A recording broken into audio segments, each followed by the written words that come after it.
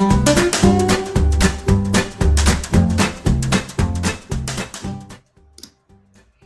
Praktika, we can send out medical history forms by email to a patient. In order to send them out, we need the patient's email address and we also need a mobile number. We need a mobile number because the patient will then receive a 4-digit PIN code to be able to open up their medical history form. So under management, we have email form setup. This is the email that gets sent out to the patient when they receive their medical history form to complete. So if you want to make any changes to the SMS template that gets sent or the email that gets sent, you can do that under here.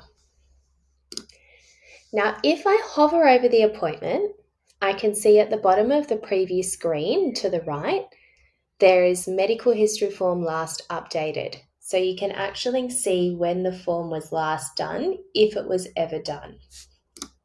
To send the medical history form, I click into the appointment, go to patient file, and email form down here. So the patient's email address will automatically be filled in here, as well as their mobile number. So you need to make sure it's entered in the personal details area. This is the text that I showed you before under email form setup, and that can be changed under management. The patient, their appointment details will be input in here, and then we can send the email to the patient. On the right-hand side, we can see the online form log, so we can see when the email and SMS was sent to the patient, what email address it was sent to, and what mobile number it was sent to. The patient will receive the 4-digit PIN code text message and they will open up the medical history form.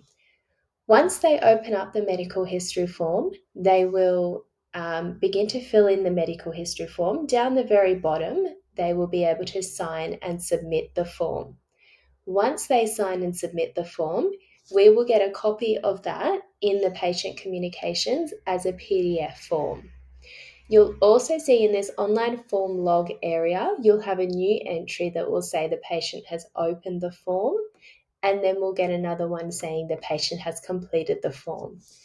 The details will automatically come across into the personal details area, the medical history area, and lastly, the questionnaire area. Those 3 areas consist of your medical history form. If you want to have a look at how your medical history form looks, you can click on iPad form, and this is how it will look on an iPad.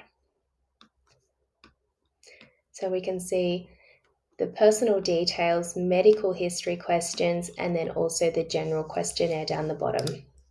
They can sign and then submit the form down below. Once they do that, in the communications, we'll be able to see an auto-generated PDF document of what they've filled in, along with their signature and date of signing down the very bottom. And we'll also get an update of the medical history form last updated with today's date.